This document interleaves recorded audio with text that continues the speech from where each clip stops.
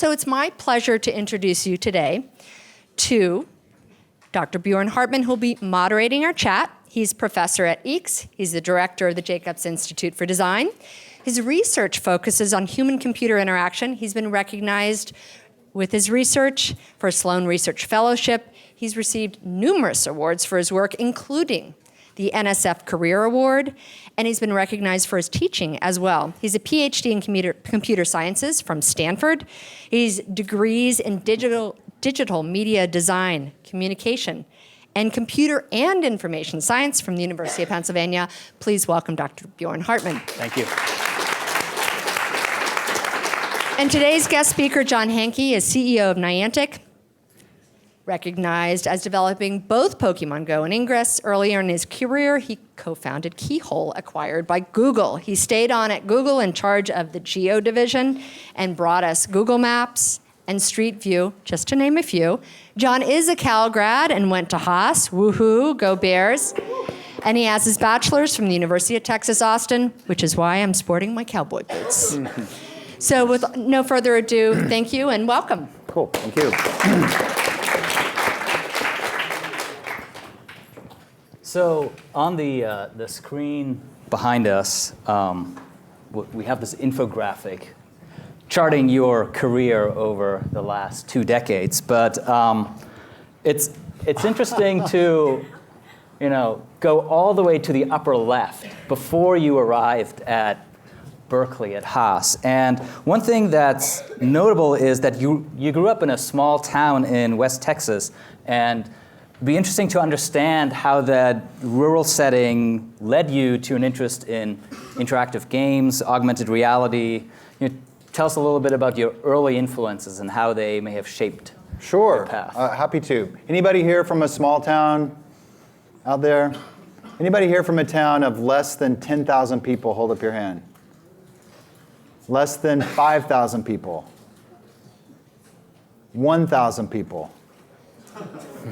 Okay, so these two people know exactly what I'm about to say. There's nothing to do in a town of 1,000 people. We had one blinking red light, we had a Dairy Queen, we had a school system, and that was really about it. So, it left there was a lot of time to try to entertain yourself, and one of the things that I discovered as a way to do that when I was in 7th grade, I remember very clearly I walked into the high school mathematics classroom, and in the corner there was this thing that I had never seen before. It was a personal computer. Almost no one had seen one at that point. That was in 1978 or 79, maybe. For those of you that are into computer history trivia, it was a TRS-80 computer. It had 16 kilobytes of RAM. It had a cassette recorder. It had a black and white screen. And I was completely transfixed by it. There was a set of upperclassmen there. They were playing a Star Trek computer game. And then I saw them later typing in things, and things would happen. And I just thought it was the most magical box in the world. So I began to finagle with my math teacher to get access to that computer and spent a lot of time in there understanding kind of what was going on and starting to learn how to program in BASIC. And yeah, that was just the start of an addiction for me. I did other stuff in high school too. I played some sports and did other things, but programming and computers were like my passion. I saved all my money mowing grass in the summer to buy my first computer. I saved up $500, bought an Atari personal computer. I wrote games, I wrote checkbook balancers, I wrote visualization, I wrote anything that I could think of. Back then you had to, they would publish magazines with code in them. That was the way software kind of got spread around. It was pre-internet, pre-BBS even, so you would type in somebody else's program and then run it on your machine. It was a great way to sort of learn from what other people are doing. I had some of my programs published in some of those magazines. So yeah, I don't know. It was that lack of other options and a lot of free time in this sort of magical box, ultimately probably are why I'm, did the things I did. Now, right now, AR and VR are everywhere in the news, but some of the ideas actually go quite far back. Are there formative games or experiences that you had in your childhood where you recommend for students interested in the history? Go back, take a look at that. The kernel of a really cool idea was there in the 70s or 80s or 90s. Oh, in terms of games, That's a good question. I mean, I probably pulled a lot more inspiration from science fiction literature than from games for our stuff, like for Ingress and the geospatial stuff that we're doing. People like William Gibson. I don't know if you guys read him. So yeah, I mean those were the sort of VR inspirations. Werner Vinge. If you guys read Werner Vinge, Rainbow's End. Anybody? Not yet. Oh, if you're interested in augmented reality, great. Do you know him?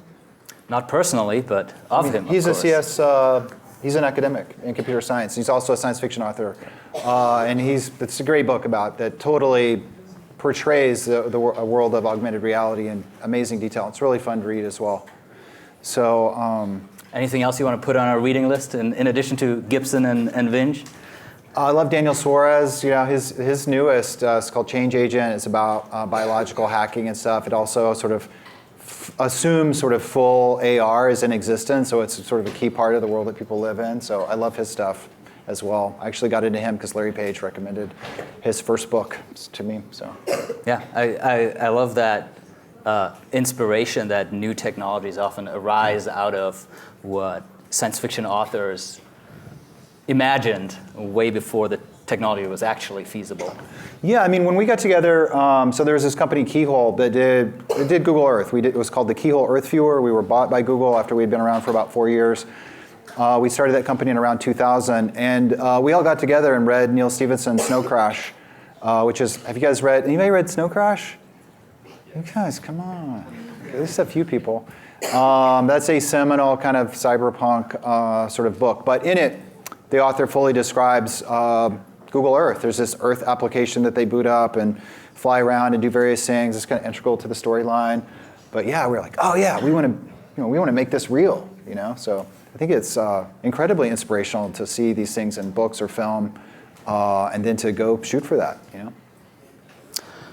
Now, maybe let's advance to the top right. So 1994, Berkeley MBA. Now, we unearthed some early application materials, and at least in the application to Haas, you wrote, I wanted to build applications that would deepen people's involvement in their town and community to encourage people to actually meet up in the real world. So that seems like another really important, motivating topic for you. Science fiction, on the other hand, and community, social interaction on the other hand. And that was at a time when internet access was becoming available, but maybe not yet a very mainstream thing. So can you just tell us a little bit about your interest in communities, both online and offline, and maybe bridging that barrier? Yeah, well, it's been a long time, but if I remember the topic of that application, I was imagining applications that would immerse you in real historical places so that you would be able to really fully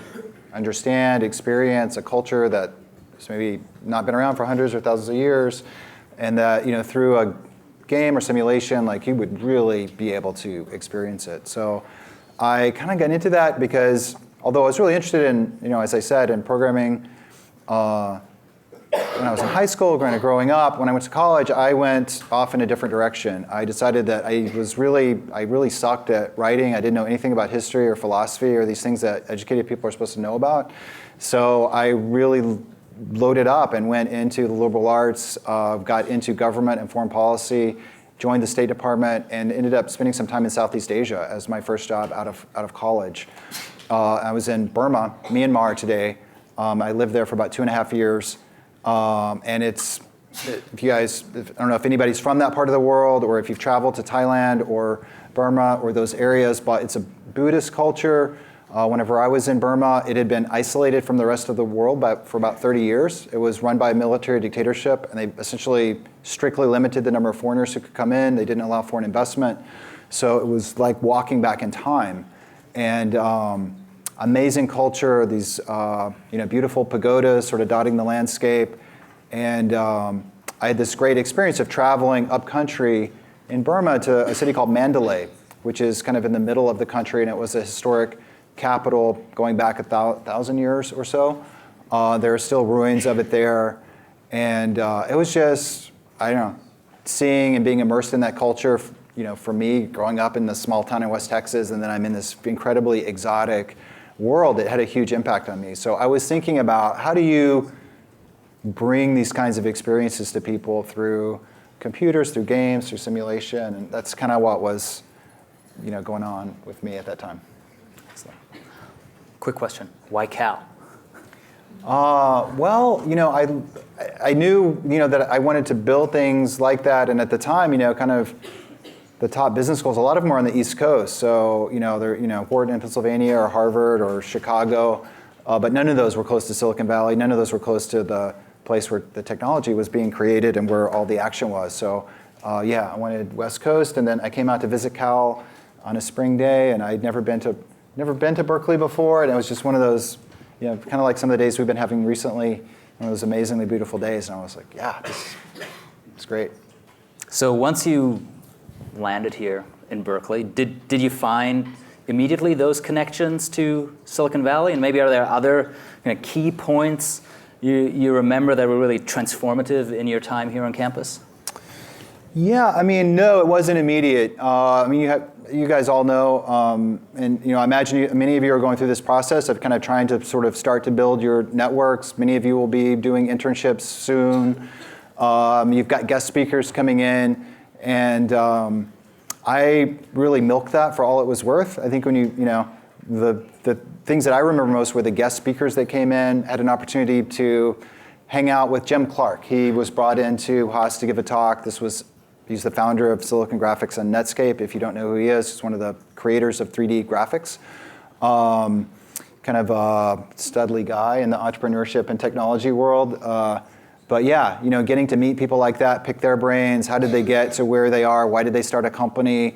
What their experiences have been. Those were the moments that I remember from school, and I think the things that really where I got the most out of it. So I would encourage all of you guys to come to events like this, harass the speakers, ask questions, and it's a resource. So yeah.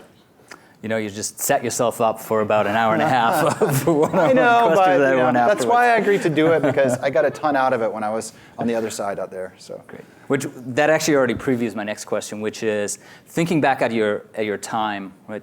What advice would you give students in the room who are interested in entrepreneurship, in addition to seeking out all the interesting speakers that come through?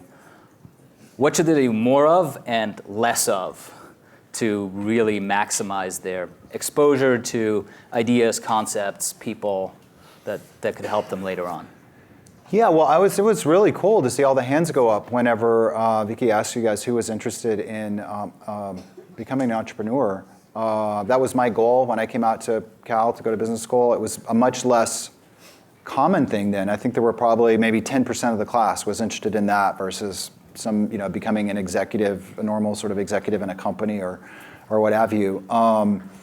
The path that I took was we started a company while I was in school. So I did the first year of business school. I kind of did the normal classes and so on. And then during the summer, one of my classmates, a guy named Steve Sellers, his brother Mike Sellers, two other brothers, Andrew and Chris Kermsey, were starting this massively multiplayer online game. This was in 1995. So the internet in a commercial consumer sense was just starting to happen.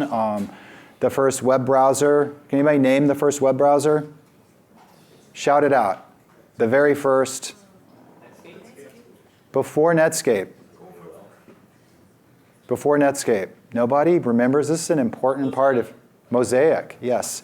So Mosaic, which was created at the University of Illinois, was just starting to become available on the web and the web browsing, what you could do there where, our eyes were wide.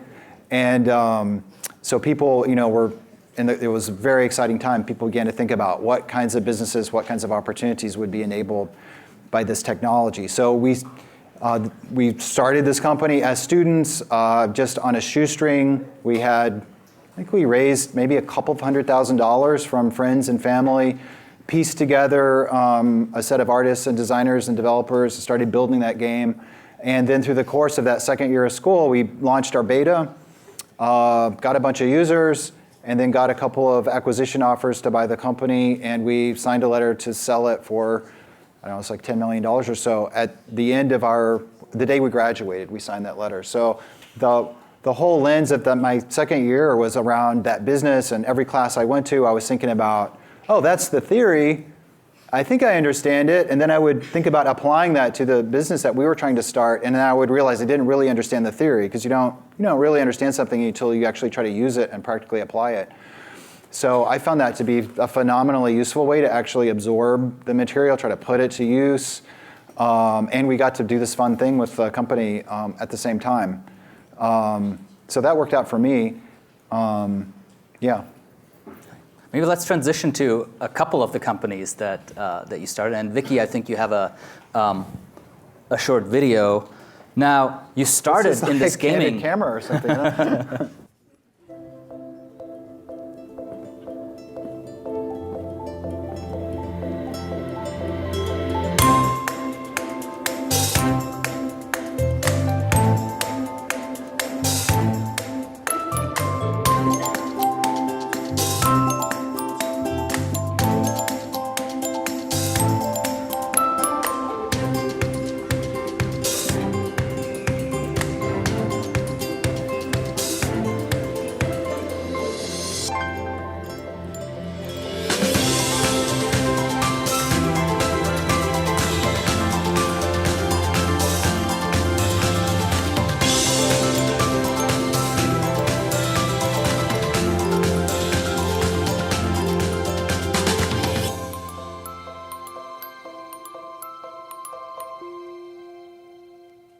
That looks really awesome.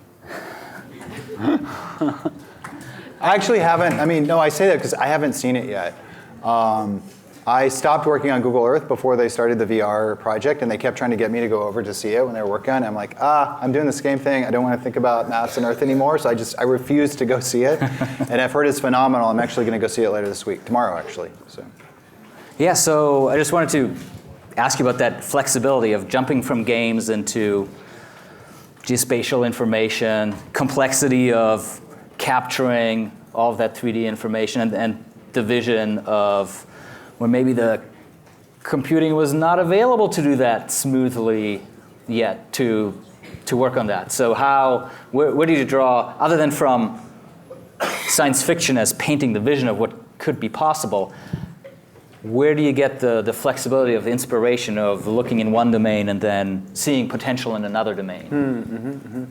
Well, I think probably many of you are doing the same thing. I was really drawn to things that look like they might be possible in the near future, but weren't possible right then and there. Like things that no one had really done to date, but where it seemed like there was a path where you could, realize a vision that maybe people had had for a long time. So, with the gaming company that we started, it was arguably the first 3D MMO. So the first game where hundreds of people could exist in a persistent world. By persistent world, I mean, a universe that just existed continuously. So, we saw the opportunity with a server connected to lots of clients over the internet, and having, the rendering and the heavyweight sort of graphics assets live on the client, but communicating the state to the server to create this experience where you could cohabitate this virtual environment together. And no one was doing it, and it seemed like, wow, what a cool thing that would be. It would be like a game, but you would have this social aspect to it where you could see other people walking around and wave at them and play together and fight together and explore together. All the things that you guys played World of Warcraft or any of the games that came after, you would know what that's like. But at the time, brand new concept. So I liked games, but I was most excited about it because it was something that no one had done before, and I thought it'd be really awesome to be, pull people to be part of a group of people that was going to make it happen. And I felt the same way about Earth. Maps at the time, in terms of anything that consumers used, were MapQuest, which was a click and wait 2D browser experience. So you guys would not put up with what maps look like on the web in like 1999. You couldn't pan the map around. You couldn't zoom in and out. Like any translation that you wanted to make, it was literally a click and then wait for a new image to be rendered on the server and then transmitted over a slow connection back to you. And so, I talked to some folks that have been working on high-end visualization at Silicon Graphics for government customers on, big, at the time, this big hardware, infinite reality machines, multi-million-dollar supercomputers and 3D subsystems attached to them. And a few things were happening where it was clear that this experience that people in sort of classified agencies could have in terms of zooming in and out and flying over a photorealistic Earth, it was clear that that was going to be possible for consumers because a few inflection points were all happening at the same time. So 3D graphics acceleration for consumers was just beginning to happen at that time. So this had been the domain of the mini computer, the supercomputing world. Sun and SGI dominated that. You literally had to spend hundreds of thousands of dollars to have 3D hardware accelerated graphics. But ATI and NVIDIA were just coming into being. There was another company or two whose names I'm forgetting. But some of the engineers were diffusing out. People were figuring out that you could build this hardware, you could put it into a commodity PC, and you could bring this like really high-end experience to consumers. So that was one thing. The second thing was the network was getting faster. So even when I was in business school, if you were not in a company or an organization, you did not have broadband connectivity. You were on a dial-up modem. So you were at 28.8 or 56.6 kbps. But broadband was just starting to happen. So a company called Excite at Home had raised a bunch of venture capital. They were partnering with cable companies. So it was clear that there was going to be this proliferation of broadband. So then that means, you could put a lot of data on the server, and then you could actually move it efficiently out to the client. So okay, that's checkbox number 2, accelerated 3D graphics, broadband connectivity. The third thing was the Earth imaging. So around that time, the very first private Earth imaging satellite had been launched by a company called Space Imaging, which was spun out of Lockheed, and it was essentially the private version of the classified NRO domain spy satellite. They said, okay, America's got a lead in this technology. We're going to allow Lockheed to take this out and make a commercial product out of it. So these images were starting to become available that were high resolution, about 1 meter resolution from these satellites, full color. And then digital cameras were starting to be used for aerial survey photography. So I know you guys, digital cameras are everywhere, but it wasn't always true. This was around the time that the sensors were getting better and they were getting good enough that you could do professional photography with them. So people were starting to fly survey aircraft with digital cameras for the first time. So I was like, all this data is all going to be available that wasn't available before. Like you literally, space imaging, its original business model is you would buy one image that was 11 kilometers by 11 kilometers. It was $14,000. So you think about flying around Google Earth today or flipping on, satellite mode in Google Maps. To do that in 1998, 99, you would have paid $14,000 for one look of one area. So we're thinking, wow, if we could figure out the technology piece and put the right kind of partnerships in place, this really rarefied commodity that almost nobody had access to, we could make it available to everybody. And it would come in the form of this really sexy, cool 3D interface. And we just thought, if we built that, people would find lots of ways to use it. So yeah, I guess that's a long answer. Sorry, but in both cases, it was like, there's a cool thing that we could do that nobody's done yet, and that's what drew me to it. Yeah. So the way you just described it reminds me of that Arthur C. Clarke quote: "The future's already here. It's just not evenly distributed."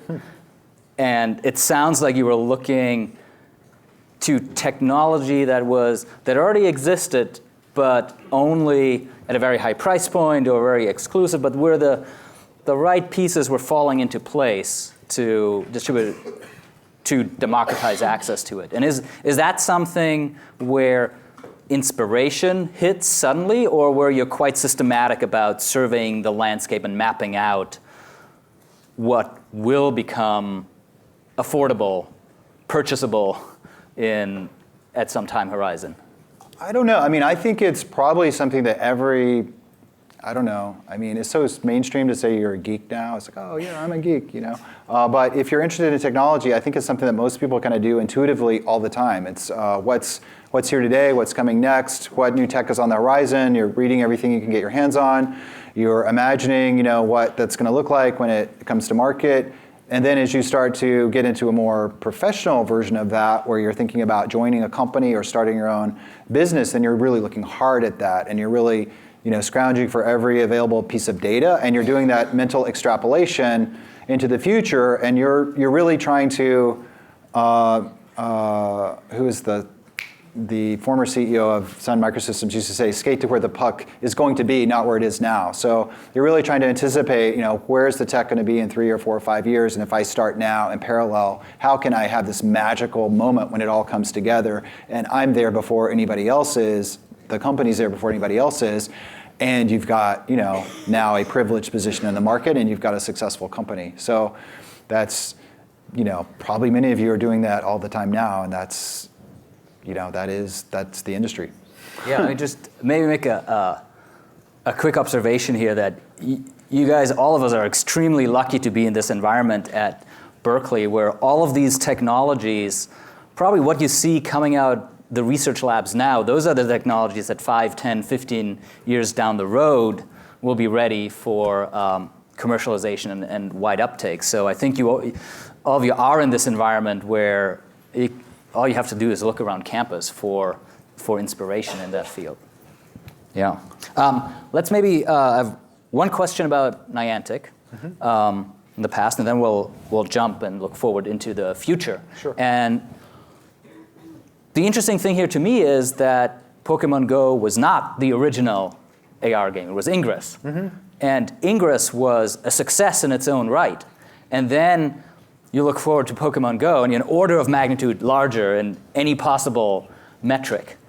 What do you think, what was the key changing ingredient, or what constellation of changes made that runaway success happen, where Ingress was a really successful game and Pokemon Go was just on a whole different level? So was it that technology caught up in handset? Was it that public exposure to the concept had caught up? Was it the unresistible cuteness of Pokemon Go characters? What do you think? Well, definitely the cuteness of Pokemon Go characters. You gotta credit that.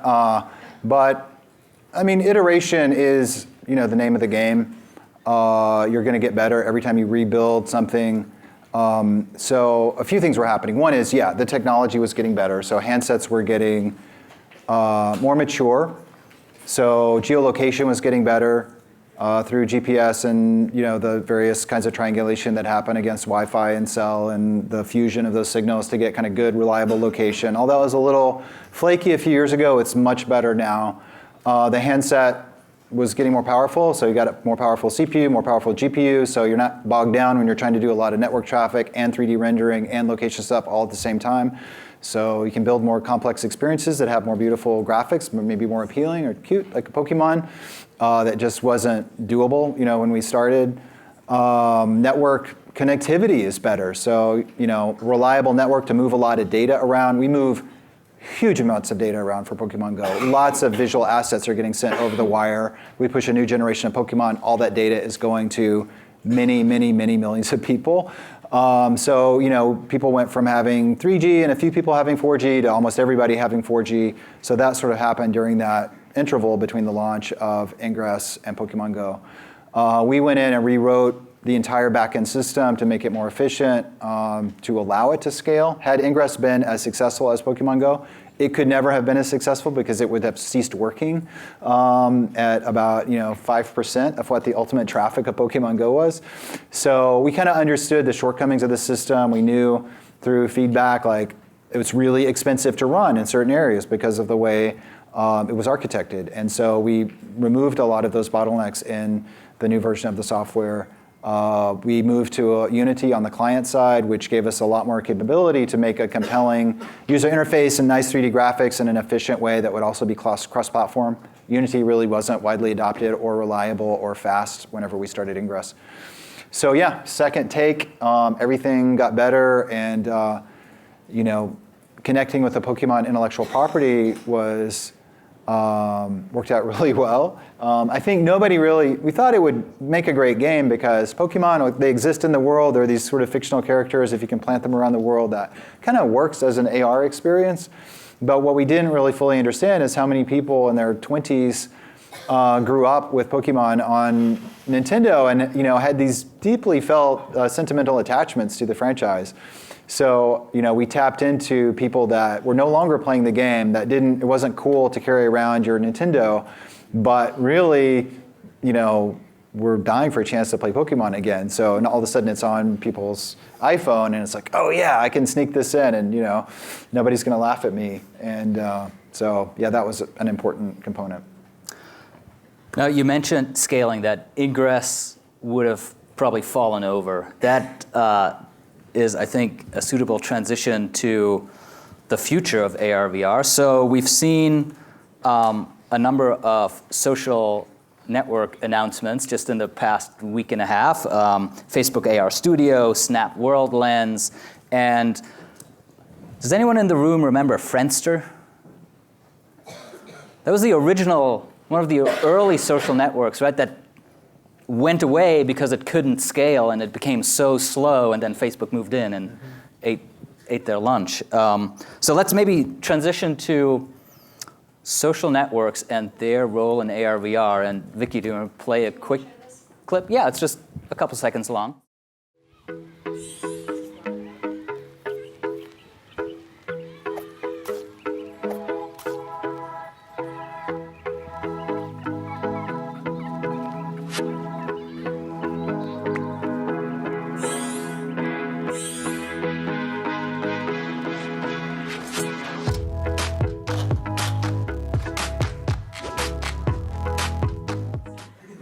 Thumbs down they have. I thought that was kind of as interesting.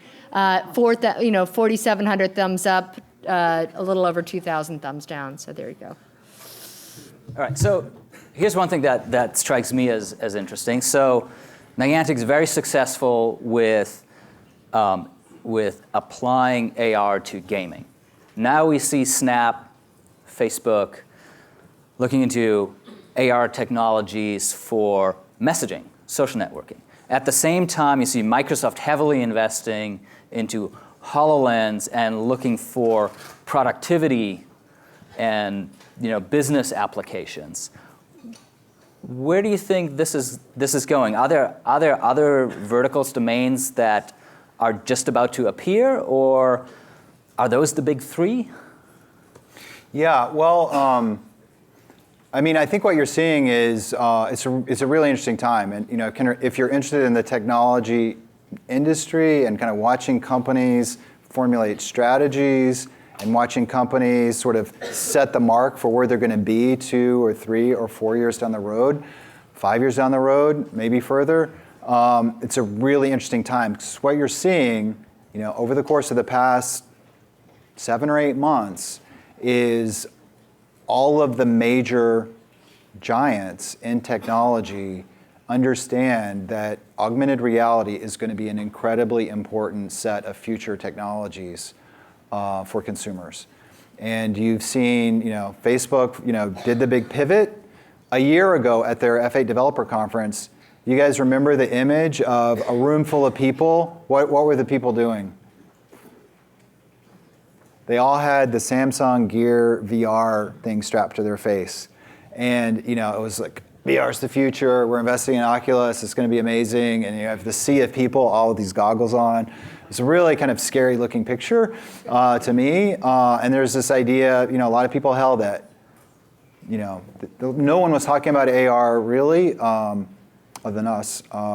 And people are really excited about VR. What you saw this year was this total pivot where Facebook's now saying, well, VR is a stepping stone, AR is where we want to be, full-blown AR with glasses and the ability to put things into physical space around you that is the ultimate vision that they want to march towards. You've seen Snap pivot towards that. I think you're going to see, Microsoft was already there with HoloLens. They sort of said, hey, we're skipping VR, we're going to go to this, what they called mixed reality, because they didn't want to use the term AR a year ago. It wasn't cool, is now. And then there are a couple of other major companies that I'm not naming and I'm not going to talk about them by name, but I think you're going to see others pivot hard towards AR. So really the whole industry is now seeing that as important, and they're seeing it because it is.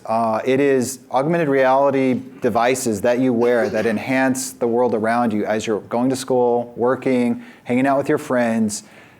That's the future consumer device that's going to connect you to all the information that's out there. So it is that's the successor in terms of form factor to the candy brick phone that you carry around with the touchscreen today. I think a lot of other people are making that bet, and what you're seeing now is a scramble for people to invent and perfect and to bring to market all the disparate pieces of technology that you need to realize that vision. That somebody like Vernor Vinge can describe it readily in a work of science fiction, but actually ship that product. You need optics, you need tracking, you need some very sophisticated mapping, and you need client-side elements and a lot of smarts on the server. And the whole industry is starting to try to invent those pieces right now. So I think it's incredibly exciting. We're there with our take on it. We've been working in this area for several years, but I'm happy that the industry is now applying itself to building the devices that can make it much, much better than just kind of holding up and looking at things on your phone. That's kind of it's not the experience that we want. We build our products to work on today's phones because there are a billion of them out there, and that's the only way to have a viable business model today. But I really want AR hardware to exist, and it's going to take lots of capital investment by lots of companies to actually make that happen. That's a really exciting time. It means there's going to be lots of startups that make a name for themselves. It means there may be some shuffling amongst the dominant players today that create new opportunities for future mega unicorn companies to be formed. I think it's a really interesting time. Let's stay on this hardware track for a second, because we've also seen some very public failures or lack of successes there. Think of Google Glass, which had a lot of the technology pieces in place, was kind of very impressive hardware in a small form factor, but then one take is the social acceptability of wearing that technology out in different social settings was not there for whatever reason. Now you see maybe the next round with Snap Spectacles, and what do you think that transition will look like? As you mentioned, right now there's 1 billion phones out, and you have an existence proof that deploying AR apps, even if the experience is suboptimal, works. Feels like we're still looking for the existence proof of a really big hit of wearable AR. Yeah, I don't know why the industry has this sort of existential crisis every time there's a new hardware platform and the first version of it sucks, because it always sucks. The Apple I was a sucky experience. We look at it now and we're like, oh, Steve Jobs, you were a god, They couldn't do anything, and it was $1,000 in 1979 dollars, and you got it home, and it had maybe 16 kilobytes of memory. It did not have a fast hard drive, and it could do nothing. You could play some simple games, and people made noises about, oh, you're going to balance your checkbook or look up recipes. It turned into this amazing tool that transformed the world, but the first version of it was nothing. And I don't know, when I was going to school here 20 years ago, there was a guy in my class who carried around an HP Pocket PC with a radio modem attached to it, because there weren't cell phones with data plans associated with them, so there were special networks that you could attach to. There was a company that made this thing that fit in with this HP Pocket PC. It ran a version of Windows. It was the goofiest thing in the world, and he would take it to class with him, and he could connect and pull down, he could FTP files down and, run Windows on this tiny screen, and it was not very useful. But, you could say, well, that was the first smartphone, right? I mean, it took many iterations. There were many things that called themselves smartphones before the iPhone launched, none of which you will remember, none of which anybody remembers, but they were all steps along the way. And Steve Jobs did a phenomenal job of stepping back and kind of playing this game that we're talking about anticipating where the technology is going to land, working on something 2 or 3 years in advance, knowing that certain pieces are come together, touch screens, faster processors, a nice GUI that's purpose designed for that kind of experience. So he put all that in motion, it all came together at the right time. And then it's like, genius, he invented the smartphone, but it was an iteration. So yeah, Google Glass was, kind of laughed at. I used a pair of Glass for about a month. There was about a month when everybody inside Google was wearing Glass around because it was really cool. That only lasted about a month. The battery didn't last very long. The screen was tiny. It wasn't true AR. It was more of a heads-up display. It couldn't track your environment. It didn't know what was, for example, it wouldn't know what was in this room. It couldn't put an annotation over somebody's head. It couldn't, texture that wall in a different color. So it wasn't really that useful. But it was a first step. And I heard last night, Diane Green, who runs cloud at Google, was talking about cloud, and she's like, Google Glass, it's actually, people love it in industry. So in vertical markets where people need to keep their hands free, in medical, it's actually widely used by people. There are certain doctors and certain applications, they love it. They can go around, they can do their charts.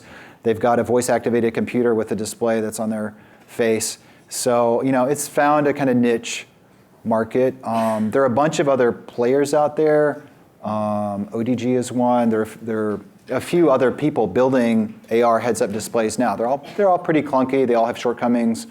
They're the pre-iPhone version of what AR ultimately will be. But that iteration loop is happening already, and you just have to use your imagination and kind of extrapolate forward to see where it's going to end up. Magic Leap's been teasing everybody with their leaked videos and their sort of very vague talk about what they're doing.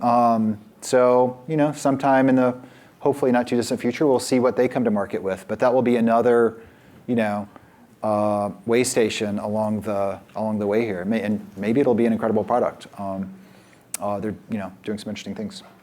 So one last question for you before we should turn it over to questions from the audience, and that is, if you were a student now looking to make your career in AR, what durable skills would you seek out to pick up in an area that's moving so quickly that skills that are valuable 5, 10 years down the road in this industry? Gosh, okay, that's interesting. I mean, if you think about what AR is going to be as, what I think it would be in terms of will be in the industry, it's hardware, it's software, it's operating system, it's companies, it's content. So there's skill sets, across the university that are going to be brought to bear that can be brought to bear to help realize that step forward within the industry. So hardware engineering, the software that gets written, the creative, awesome breakthrough applications that do things on that device that nobody ever imagined before. So the creative disciplines come into play there, as well as things like people figuring out what the business models are, and so on. So I don't know. I don't think there's one skill set that you would need to kind of participate in that transition. I think across a whole range of disciplines, there will be opportunities for people to get involved in that and help make that a reality. Excellent. Well, on that note, I completely dodged your question. Well, I think you've given everyone in the room something to relate to in their program or major. Cool. Let's turn it over to questions from you guys. So I think Vicki will. I have just one question that I want to ask in advance. Well, you're holding the mic. So. Yeah, I know. It's that power of the mic. Interestingly, as you were talking, what inspired you often was something in literature. And something, as much as you focused on what's happening in technology, are the networks, is the technology there to be able to look at something, to have enough capacity? But it seems like that was the next step. But the big step was reading the book when you're talking about this capability of Google Earth that you had kind of read about, or having that technology. I'm curious to know what you do for Niantic now and the people that work there to ensure that they're just not, that they have exposure to something like that, something in literature, or do you bring somebody in on the board? How do you expose them to something that is so different from traditional technology? Well, that's a good idea. Maybe we should bring in outside speakers. I mean, I think that would be a good stimulus. We haven't done anything that formal. I mean, I've tried to hire people who kind of have a broad set of interests, and you know, we have a mission within Niantic that's about outdoor exploration, exercise, and real-world social interaction. We try to find people that are passionate about that, as well as having great skills in the area that we're hiring for. So we want, you know, amazing engineers, server-side, client, machine learning, different skill sets. But we're also looking for people that maybe love to hike or love to travel, or you know, have some interest in exercise or social that really fits with our mission. And you bring a bunch of people like that together who have personal passions which are aligned in an interesting way, and we're building products that relate to that. And you create an environment where, I don't know, I mean, I don't think we necessarily have to bring people in from the outside to stimulate. We have some really amazing conversations over the lunch table, you know, in our company, because we have such an amazing and diverse set of people with some shared interests in the company now. Yeah, that's interesting. I have a question. So, like, sorry, power with the mic, I guess, again. So you're talking about like hardware for AR. I was just wondering like what you think about the Google Tango device in terms of like enabling the hardware side. Yeah, well, one of the things that you have to do is tracking, mapping, localization. People talk about it. So that's what Tango does. It's not really, the fact that it's displayed on a screen that you hold in your hand is kind of irrelevant. You know, the hard work that it's doing is some work with the sensors and a lot of work on software to map the environment at high precision as fast as you possibly can, and then when you re-enter that environment, to localize to it. That's a fundamental building block of AR, because you know, to do AR in here, if I want the room to look different, if I want to see annotations of who in the room, you know, has certain skills, or you know, whatever, you know, you need to know where everything is. And I think Tango is maybe leading the industry in that, certainly doing a very credible job of tackling that problem. Hi. So what you've been talking about, hi, sorry. Who's talking? Right here. What you've been talking about with augmented reality. Oh, sorry. Okay, my name is Clark Palmer. I'm a freshman, dual majoring in computer science and business, undergraduate business. And what I was asking is, with augmented reality, you're kind of talking also about this larger trend where we have an intersection, or we're colliding the two worlds of the physical world and the digital world, which I think a lot of people believe will kind of end in some kind of neural interface. Do you believe that that's where the trend is going to end up, and do you believe that that's where we should end up? Well, Elon Musk seems to believe that. Zuckerberg seems to be interested in that. I mean, it makes sense. Generating an image, a registered image, to do augmented reality, and getting that onto your retina and then ultimately into your brain is a really awkward thing to do. Putting a display in the right place to generate the right photons to hit your eyes in the right way, and keeping the synthetic part of what you're creating perfectly aligned with the real part that you're perceiving is a very awkward technical problem to solve. It is probably solvable, and people are working on it. The Tango Tech is part of that. There are different ways of generating the image, different optics that you can use to try to get those photons headed the right place. But it's really clunky, and it's, you know, a lot of the solutions are very fidgety. You know, they really rely on very, you know, you have to be precisely aligned in terms of some apparatus and your eyes. So that's going to get better, and there are kind of more and less elegant ways of doing that. But ultimately, you know, you're feeding photons into your eye, and then those are being synthesized by your brain into what you perceive as reality. So it's certainly very tantalizing to think that you might be able to bypass all of that awkward photon generation and stimulate the optic nerve or some other part of your brain in some way that would allow you to perceive those things without this sort of really clunky. It's like this sort of modem-like interface of kind of shooting the right things into your eye in just the right way. So beyond my skill set to really comment deeply about how likely that is, but Right. people are really interested in it, and people are doing work in that area. So I would keep an eye on that. There's a real question, though. What if those advances require invasive methods versus something that non-invasive that you can wear, right? I remember a while ago, a researcher had this memorable quote that said, thinking of the other way, thinking of brain-machine interfaces that can recognize what you are thinking about. And he had this quote that said, with the external technology, trying to infer what someone is thinking about is like trying to hold up a microphone to the fan of a computer and determining what it's computing. Mm-hmm. So I think that's one of the big boundaries, right? Is it invasive or non-invasive, and how much do we understand? Right.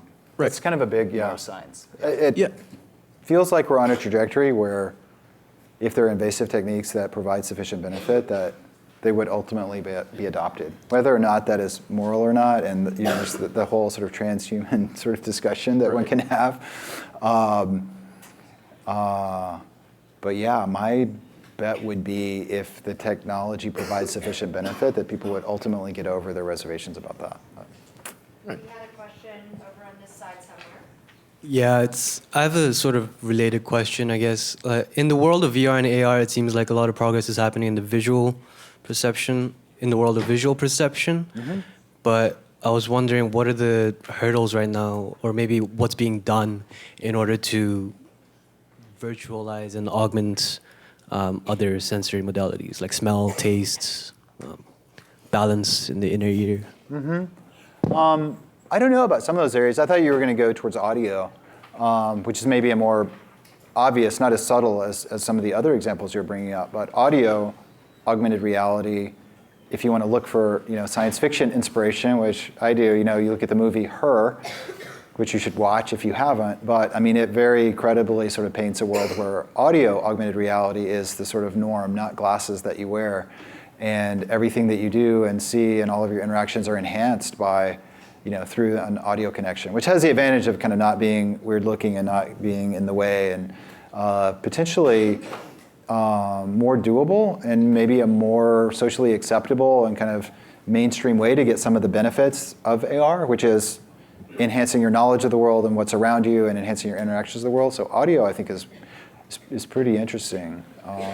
Yeah, I don't know about, it's a great thought exercise to take that to other sensory inputs and to think about, do you want to get, make the hair on your arm stand up when there's a car behind you and you're cycling or something, right? Like maybe having some of those additional things, the additional sort of super senses about what's around you could be quite useful.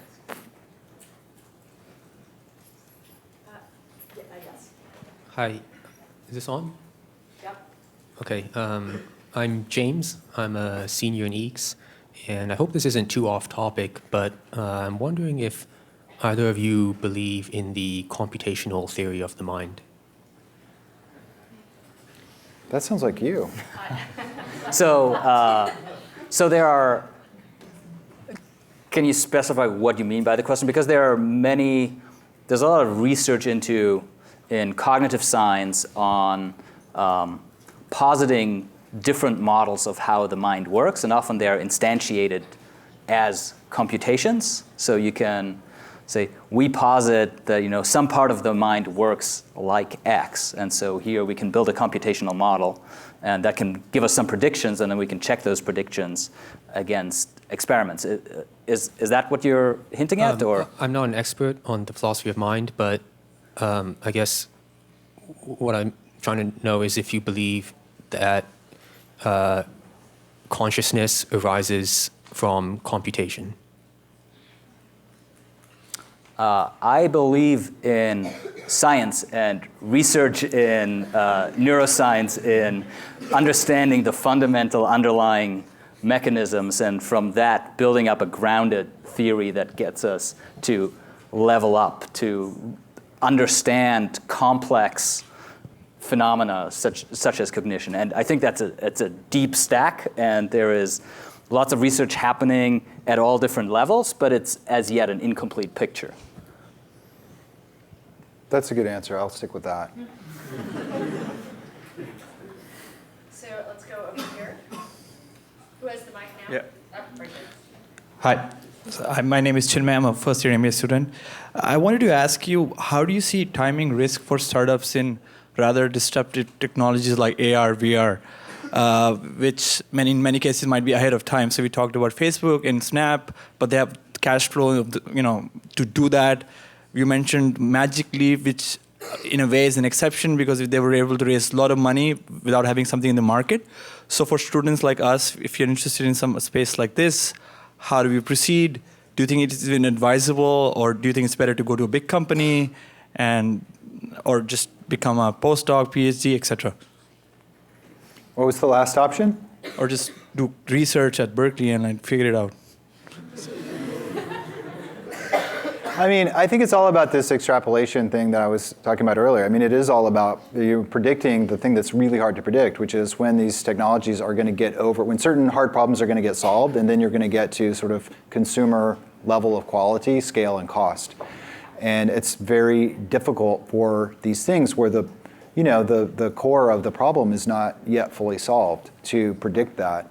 And that equates directly to risk and timing. You raise a bunch of capital, you make certain assumptions that certain things that are outside of your control are going to happen. Certain technologies are going to mature, certain price points are going to get hit, and that doesn't happen. And it can cause you to fail. So that's why I say I think the core element of entrepreneurism, at least in technology, is really that developing that understanding and more than intuition. I mean, it's informed prediction and informed best estimation of when those things are going to happen, and then making the risk decision there. And certainly in AR, there are a few of those. And yeah, a company like Facebook can do that research for a long period of time. Google invested in self-driving cars quite a long time ago and poured a lot of money into that when no one really believed that that was viable. People thought that was a ridiculous thing to do whenever the first team was spun up inside of, even within a place like Google. People are like, what are we spending money on? Now it seems obvious, everybody's piling in.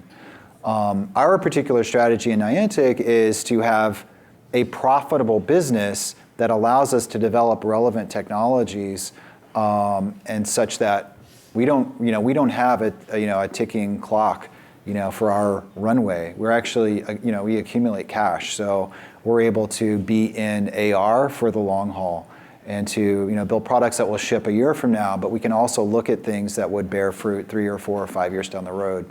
So there's different ways to play it. But if you're in a VC-backed company where you have certain runway with cash, that's timing is really, really important. We're going to go for a different sounding voice. Yeah. And then, is that all right? No, ladies first. Okay. Hi, my name is Anna. I'm a third year. I study computer science and cognitive science. I think we touched upon this a little bit, but with all new technology that kind of comes out, there's always like ethical issues and I guess more philosophical ethical issues that come out. What are those ethical issues you see in AR, and how do you think we'll go about solving them? Well, I've been in the fortunate or unfortunate position, with the launch of Pokemon Go. It caused a lot of people who don't normally think about technology or don't think about it very often to sort of think about augmented reality and what the implications are. And I'm talking about policymakers and other people that saw this phenomenon happen. They saw people flooding out into the streets, people spending a lot of time in public parks where the public park had been empty, and now there are lots of people there. And it raised a lot of questions about, what is this? How does it work? Who controls this? Should we legislate this? Who controls an augmented depiction of some notional thing in a real space? Is that something that the person who owns the physical real estate controls? Is that something that some government entity controls? If it's in a public space, does some set of people have a right to enforce their will about, what fictional things that other people see in that space. So, it definitely sparked all those conversations that we need to sort of figure out for, ultimately, the industry could be choked off by some weird, legislation or some weird laws, and some have been proposed in certain places. Pokemon Go was outlawed in a village in France. Thankfully it wasn't a major, metropolitan area. It was just a sort of remote rural village. But there have been, other discussions about, in a public space, if one person doesn't want, some augmented reality thing to be there, then they should be able to cause that not to happen. Well, then you get into sort of freedom of speech rights. And people are starting to think about it as with any new experience and starting to ask questions and figuring out. Augmented reality, and there's a lot of privacy things to be sorted out there. AR by definition is something that, you're sensing the environment. So obviously Google Glass caused people to really think about, what does it mean if somebody has a camera on their head? Like, what are the social mores around that? What are the laws around that? And just what is polite or rude? With tech like that. So we will see more similar kinds of debates, I think, with AR. Yeah, let me maybe just quickly expand on that, because so Niantic is, you're delivering content, you're delivering this experience and get people to go out into the world, and that is the business model. But then much of what we see online at the big companies, it is harvesting and monetizing data, and people are getting quite uncomfortable around that. And so do you think we will see that play out in the AR space as well, where maybe you get the service for free, but really what you're giving up is that companies are collecting data about the environment that the real environment that you're living in? Yeah, well, I keep talking about my sci-fi reading habit, but if you read Change Agent by Daniel Suarez, which is his newest one, where he contemplates AR, one of his he doesn't really spend a lot of time explaining it. It's just an assumed thing. Everybody has AR, and there are different levels of sponsorship that you choose to accept, and sort of his fundamental idea is that it's too expensive for anybody to afford without any level of sponsorship. So it's a question of how much sponsorship one allows within that world. So you have, he depicts this world where there's a lot of invasive advertising, and the way that the world that you perceive is inherently colored by advertising and sort of sponsored messaging. And that's something to contemplate. Like, is that the future we want, or who's the gatekeeper, who's controlling our access to this, who's building those APIs, and what is their long-term intention, with regard to those. Yeah, my name is Trey. I'm studying economics here. That was a great question, very interesting view. So I wanted to touch on that, and then I have one after. Do you watch Black Mirror? No, but I've been told I have to watch it, and there's some certain episode which is very sort of germane, I guess. I think probably the whole last season would be right up your alley. Okay, yeah. No, I haven't gotten around to it yet. Actually, my son, he's a college freshman this year, he was like, "You gotta watch this." So. Yeah, absolutely. And then I wanted to ask you, because you place so much value on the latest technology and being able to implement that, where do you place the value on business models? And you could certainly apply this to Niantic, but for example, with Instagram and Snapchat going head to head, do you think it'll be the business model that ultimately wins with that case? So you asked several questions all rolled into one, but obviously it's important to understand your business model. There are very different styles of businesses. I'm not really attracted to the attract zillions of users and then something good will happen at the end, like you'll get bought by Facebook or Google or Microsoft. So with our stuff, we deliberately built it around a sort of a proven business model, which is in-app purchase in games. And so it sort of got us out of this whole realm of collecting a bunch of data and having some like unannounced but sort of contemplated future advertising strategy around user data or whatever. That's not us. And I like having a real grounded business model that you can build a profitable revenue generating company around, because it opens up a lot of opportunities for you to break that dependency on venture capital and get you out of some of those really tight time horizons that venture capital can impose. In terms of, it'll be an epic showdown, I think, between Instagram and Snap. I don't know. How many Snap users in the room? I'm really curious. How many Instagram users in the room? It looks roughly equal to me based on what I'm seeing. So, yeah, I will not predict a winner there. I think they're going to go head to head in that sort of photo sharing, space. I think we have 2 more questions, and there's one mic here, and we'll see how long that goes. So is this thing on? Yep. So I'm a first-year EECS major, Ilya Chuganov. A question I had, which is sort of paranoid-inducing, is to do with the fact that I grew up through the evolution of the brilliant technology, which is the touchscreen. And at the very beginning, back in the day of the resistive touchscreen, where you had to stab it with a stylus and it took 20 seconds to respond, everyone was saying, hey, this is a fad. No one should invest in this technology. This is a fad. What are telltale signs that technology really is a fad? And when can you tell that it's going to be a long-lasting thing that you should invest in?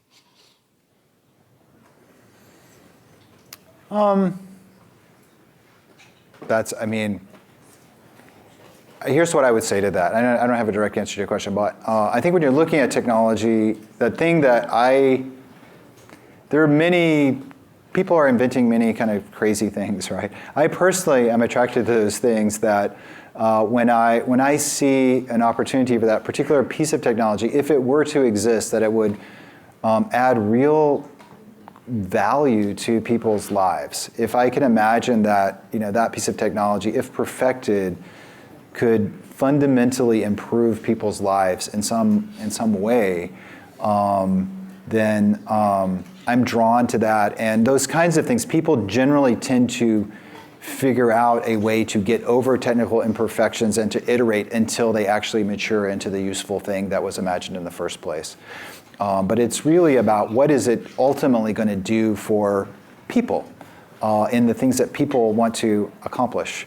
So I don't know. I think that's a good sort of filter to apply to it. Look for those things that you really think are fundamentally going to make the world better in a significant way.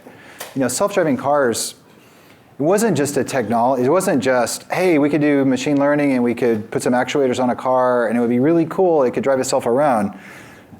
My impression of why Google, and I'm not inside Larry's head, but I've heard him talk about this. He really felt like self-driving automobiles would fundamentally make cities more livable and roads less crowded and more safe. And it would make human civilization better if such things existed. So it was like, wow, there's a ton of things to figure out, and a lot of it's really hard, and it might take a long time, but if we did it, it's going to really change the world for the better.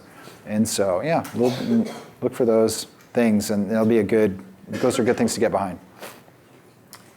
There is one more mic out there. Fantastic. I'm going to put you under a little bit of pressure. I would be curious to know what the last book you read was as you introduce yourself. Just make one up. Oh, the last book I read was growth. It's just about how to gain leadership skills. It was from my class. And so this is probably a super random question, but I told my little cousin who's a 5th grader, he really loves I told him that you're the speaker for today, and he wanted me to ask, okay. Okay, yeah. So, yeah, he wanted me to ask where he can find legendary Pokemon in Pokemon Go, like a Mewtwo or like a Zapdos, because he really wants to know. And he's level 20-something, and he's a 5th grader. And I promised to ask him. That's great. I have a younger son, and this last weekend at the school, they auctioned off this Pokemon Go thing, and there were 25 kids and parents that all went out together playing Pokemon Go. I think it's one of the coolest things about the product, that parents and kids can enjoy that together. Tell him to stay tuned until this summer. That's all I can say right now. All right, I'll text him that right now. Thank you. Cool. Thank you for keeping us all on our seat.